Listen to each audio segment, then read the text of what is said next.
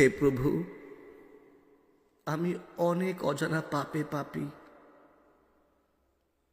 আজ নতমস্তকে তোমার চরণে নিজেকে নিবেদন করছি। তোমার দাস হিসেবে আমাকে একটু ঠাঁই দিও তোমার চরণতলে। আমি আমার কর্মের জন্য তোমার কাছে ক্ষমা প্রার্থনা করছি না।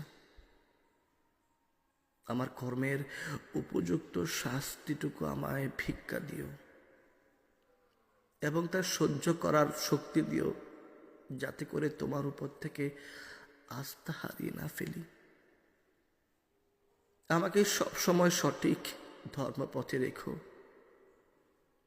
আমি বড়ই অধম হে প্রভু, ভক্তি শ্রদ্ধা নাহি বুঝি, তাই তো তোমার ভক্তদের মাঝে